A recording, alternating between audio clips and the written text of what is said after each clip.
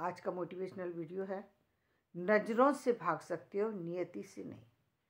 व्यक्ति ये सोचता है कि वो दूसरों की नज़रों से बच जाए, अपनी गलतियां कर ले और दूसरों की नज़रों से बच जाए, और बच भी जाता है बहुत समय पर उसके किए का पता भी नहीं लगता लोगों को कि वो क्या कर गया।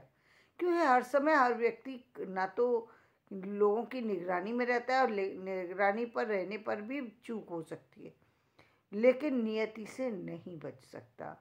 यानी आप जो कुछ कर रहे हैं वो सब कुछ नियति ले रही है, उस सब को देख रही है, उस सब को रिसीव कर रही है। वो जिसको वो रिसीव कर रही है उसी का को वो बदल करके आपको देने वाली है। जिस तरह की ऊर्जा आपसे ले रही है वही ऊर्जा आपको मिलेगी वापस से। जिस तरीके से आप गेंद को नीचे डालते हैं वो गेंद उतनी फोर्स से ऊपर आती है। ठीक इसी तरीके से जीवन में व्यक्ति के सब कुछ लौटता है, वक्त लगता है। ठीक मतलब आपने बॉल डाली तो बॉल को एक निश्चित समय है ऊपर तक आने के में, उतनी फोर्स लगेगी, उतना टाइम लगेगा। अब वो समय कब पूरा होता है ये अलग होता है, इसके बारे में कोई नहीं जानता। लेकिन ये प्रकृति से जो व्यक्ति भागने की कोशिश करता है, जहाँ पर वो ये बताने की कोशिश करता है मैं साफ सुथरा हूँ, मैं सही हूँ, और सही साबित भी कर देता है बहुत समय पर साबित करता है। और अक्सर आप देखिए ये कहा गया है कि जो व्यक्ति जरूरत से ज़्यादा दिखाए, इसका मतलब उसमें जो निश्चित रूप से कुछ तो गड़बड़ है, वरना दिखाने की क्या जरूरत है। इतना ज़्यादा पाखंड करने की ज़रूरत नहीं होती है। लेकिन पाखंड कब करता है व्यक्ति, जब उसको कुछ ना कुछ गलत करना होता है, तो वो बहुत सी चीज़ों से उस चीज़ को ढकने की कोशिश करता है, तो लेकिन सच तो सच है। आप जिस तरीके का व्यवहार करते हैं, जिस तरीके के व्यक्ति हैं, जिस तरीके के काम हैं आपके, वो सब जो है कोई और देखे न देखे, ये प्रकृति देखती है, और इसीलिए उसका परिणाम निकल करके आता है। कुछ लोग जन्म से दुख लेकर के आते हैं, लेकिन उन दुखों को जो है झेलते, उनको पता भी नहीं है कि वो कितने दुख लेकर के हैं, लेकिन वो उनको बदलने में पूरी एनर्जी डाल करके रखते हैं। कुछ लोग के पास दुख नहीं होते, केवल सुखी सुख होता है, लेकिन वो उनका काम ही सिर्फ ये है कि वो दूसरों को दुख दें। उनका काम सिर्फ दुख देना ही है, वो कुछ भी नहीं करते। वो एक जीवन में एक कोई काम करना नहीं चाहते, किसी के लिए कुछ करना नहीं चाहते। तो और बहुत सी गलतियां करते हैं जिनका कि व्यक्ति को पता लगने की संभावना भी नहीं है। ऐसी गलतियां करते हैं जिनको कोई नहीं देख रहा। भाई आप अब बहुत सारी सी गलतियां आपके सामने हैं। कौन सी चीज़ें सामने जो संसार देख रहा है, जिनको बहुत सारी सी गलतियां व्यक्ति मन ही मन में कर रहा है, वो किसी को दिख नहीं रही है कि वो मन के अंदर क्या सोच रहा है, उसके मन के अंदर के, लेकिन परिणाम निश्चित रूप से उसका सामने आता है। उसका व्यवहार जो है वो निश्चित रूप से कहीं ना कहीं तो झलक ही जाता है कि इस व्यक्ति ने किस तरीके से सोचा। वो कहीं ना कहीं किसी न किसी रूप में वो व्यक्त हो जाता है, अच्छा या बुरा। और इसीलिए कई बार कोई व्यक्ति हमें बहुत प्यारा लग रहा होता है, और अचानक ही एक ऐसी घटना घटती है कि उसकी वो छवि हमारे मन से एकदम बदल जाती है। क्यों बदल जाती है? क्योंकि हम समझ रहे थे उसको अच्छा, वो एक्चुअल में वैसा था नहीं, इसलिए छवि बदल जाती है। या हमने किसी को बिल्कुल गलत समझा, लेकिन वो व्यक्ति बहुत ही अच्छा निकला, और हमारे लिए उसकी वो छवि भी बदल गई। जो हमने समझा था वो वैसा नहीं था। ये चीज आप प्रकृति के अंदर मिट्टी के अंदर देख सकते हैं। आप कभी आपने देखा होगा कोई समय पर, किसी समय पर कुछ मिट्टी, कुछ पौधा ऐसा लगता है कि ये नहीं चलने वाला, अब तो इसमें कुछ जीवन शेष नहीं रहा, ये कोई परिणाम नहीं देगा।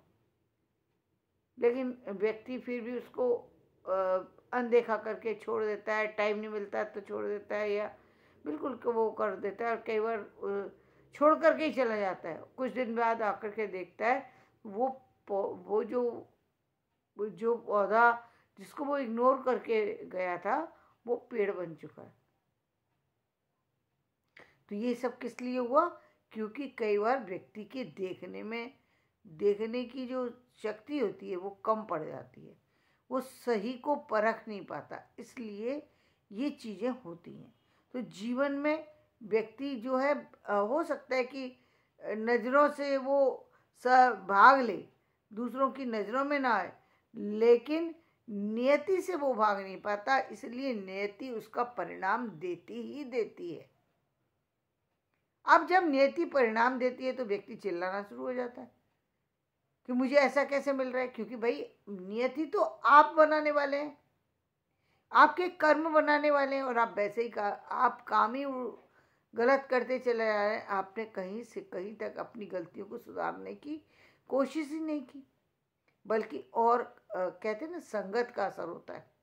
इसीलिए संगत को ही शुरू से अच्छी बनाने की आवश्यकता होती है। यदि इस कार्य में माता पिता सहयोग दे दें तो बहुत अच्छी बात होती है, लेकिन माता पिता तो तभी सहयोग दे सकते हैं जबकि उनका पालन पोषण सही हो, जबकि उनके संस्कार सही हो। यदि उन्हीं के संस्कार गलत हैं तो वो सब कैसे उनको बच्चे को संस्कार दे सकते हैं?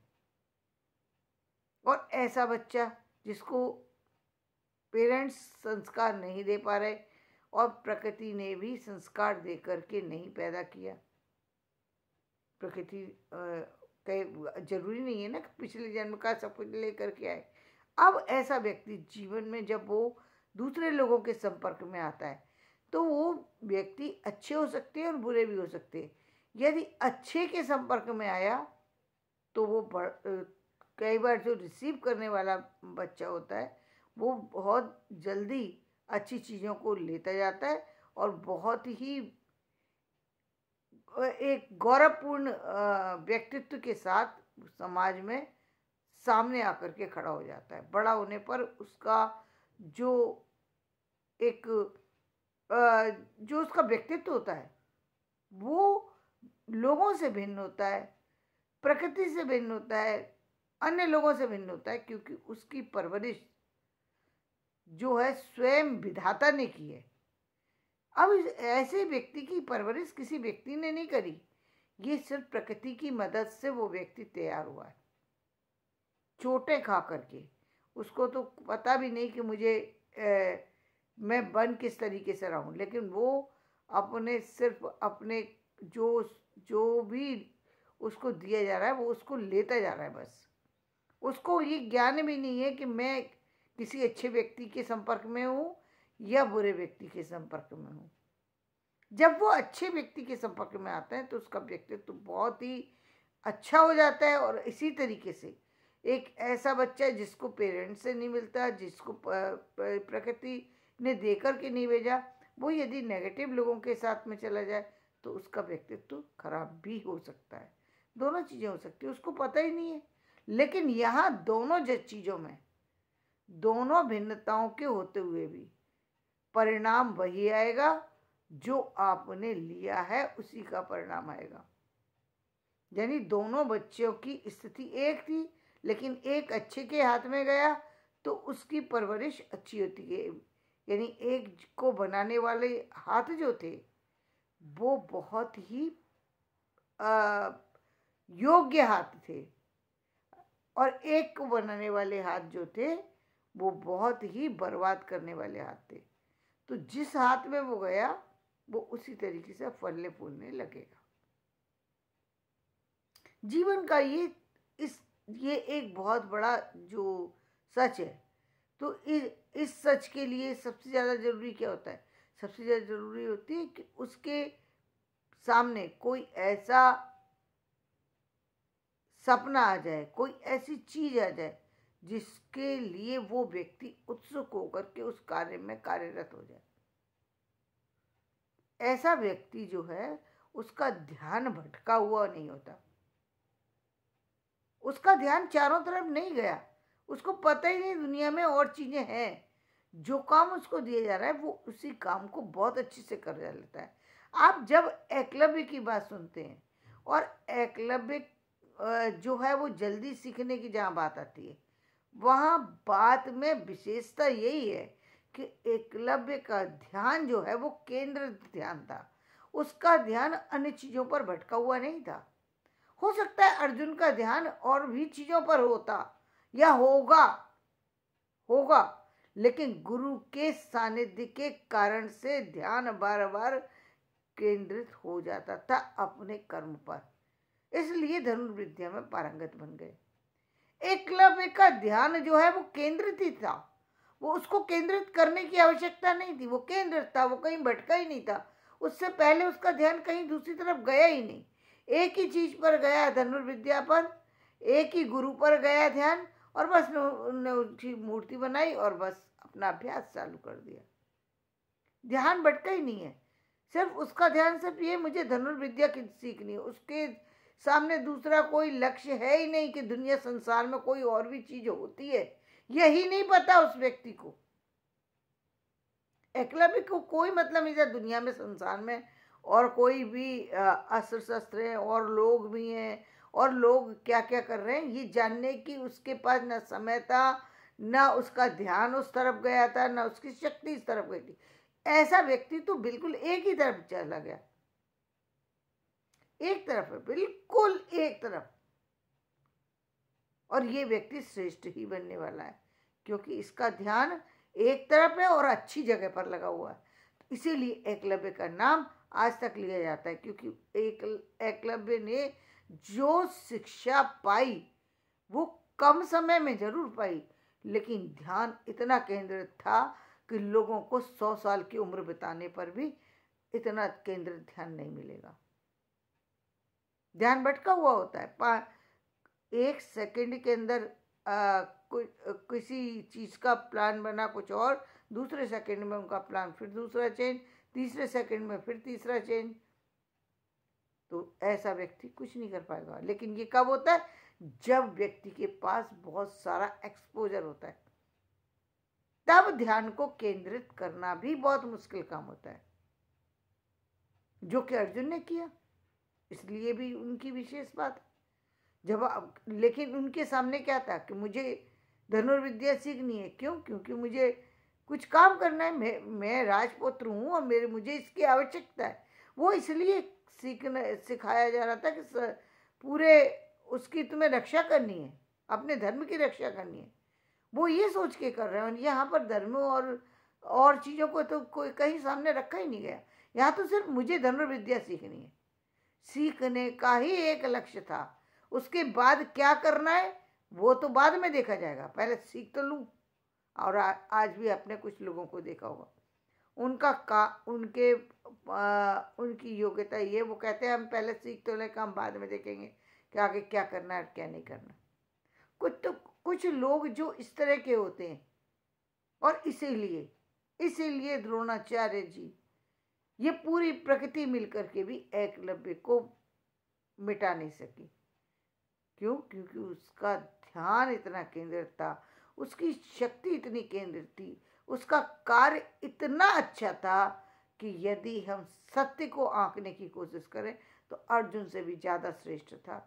कुत्ते का मुंह सिलना असंभव कार्य है। एक कुत्ता जब भौंकता है, आप देखिए उसकी निगाहें भी इधर उधर होती हैं, मुंह भी इधर उधर होता है। वो कोई ये थोड़ी है कि अभी आप देख रहे हैं, अभी उसका मुंह आपकी तरफ है तो दूसरी तरफ नहीं हो सकता। वो तो हो सकता था ना, और वो सिर्फ आप ही की तरफ लगा रह जाए और दूसरी तरफ कर ही ना पाए। इसका मतलब तो पहले तीर का ही निशाना ऐसा होना चाहिए ना जहां पर कि वो हिलने की स्थिति में ना रहे। सोचिए कितना कितना कितना कितना सटीक निशाना था एकलव्य का। अब जरा बारीकी से देखिए, अब देखिए एकलव्य की नज़र से कि वो किस तरीके से अपने धनुष के तीर को चला रहे हैं कि एक ही बाण में उन्होंने कुत्ते को अपनी तरफ आकर्षित कर लिया। कुत्ता हिल नहीं पा रहा, एक तरफ जहां था वहीं रह गया, हिला नहीं। यानी उनकी वो पूरी तरह सिल दिया उन्होंने। ये असंभव कार्य था जिसको संभव कर दिया। अब का उसकी ऊर्जा सिर्फ मुंह की नहीं गई, उसके पूरे शरीर को बांध दिया। पूरा शरीर उसका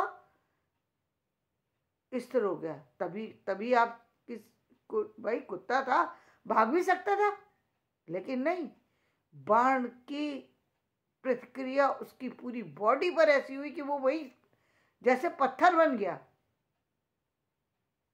हिल नहीं पाया, भाग नहीं सका। जीव था, भाग सकता था।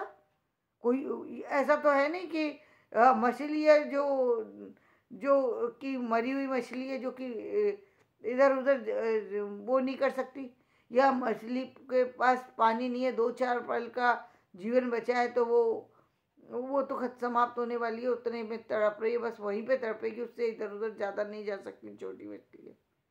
वो स्थिति तो नहीं थी। कुत्ता तो वो तो पूरी शक्ति वाला जीव है। वो तो भाग सकता है, दौड़ सकता है, चिल्ला सकता है, काट सकता है, कुछ भी कर सकता है। लेकिन उसको ऐसा कर दिया जैसे वो कोई सामने रखी हुई मूर्ति हो, कोई सामने रखी हुई बेजुबान कोई चीज हो, जिसको जैसे चाहो वैसे खड़ा कर लो। बस वो कुछ बोल नहीं पा रहा, बिल्कुल वैसे ही खड़ा है जैसे कोई बेजान चीज खड़ी हो। ये असंभव कार्य था, और ये इसलिए हुआ क्योंकि एकलव्य की वो जो कहते हैं वो जो उसका कंसंट्रेशन लेवल जो था वो सिर्फ एक और सिर्फ एक और सिर्फ एक तरफ था। तो धन्यवाद। इन्हीं शब्दों के साथ मैं अपना ये वीडियो समाप्त करती हूँ। और समझने वाली बात यहाँ पर सिर्फ एक ही है कि नज़रों से बच सकते हो, इसलिए केवल नज़रों से बचने की कोशिश मत कीजिए, अपने काम से बचने की कोशिश मत कीजिए, क्योंकि आप नज़रों से नहीं बच रहे। क्यों? क्योंकि आपको नियति देख रही है, आप गलती कर रहे हैं। आपको सिर्फ ये भ्रम हो रहा है कि मुझे कोई नहीं दिख रहा, आप भ्रमित हैं। अपने इस भ्रम को हटा दीजिए। आपको नियति दिख रही है, और नियति से बड़ा संसार का कोई कैमरा नहीं है। आपकी अच्छाई बुराई को वो देख रही है, आप क्या बोल रहे हैं, क्या सुन रहे हैं और क्या कर रहे हैं। आपकी हर चीज उसकी नज़र में है, दूसरों की नज़र में है या नहीं। दूसरों से तो हम कह सकते हैं कि हमने ऐसा कहा ही नहीं, क्या कर लेगा कोई। हो सकता है किसी के पास कुछ कैमरा हो, कुछ थोड़ा बहुत कर भी ले, लेकिन सारी बातें तो कोई व्यक्ति नहीं आपकी कर सकता, सारी सच्चाई तो कोई नहीं जानता। नियति जानती है कि आपके अंदर भी क्या चल रहा है, बाहर भी क्या चल रहा है। अंदर तक देख सकती है, बाहर का तो छोड़ दीजिए। वो आपके दिल के अंदर क्या चल रहा है, दिमाग के अंदर क्या चल रहा है, आपकी बॉडी के अंदर क्या चल रहा है, सब देख रही है। तो धन्यवाद। आप मेरा वीडियो पसंद आए तो इसे लाइक करें, शेयर करें, सब्सक्राइब करें।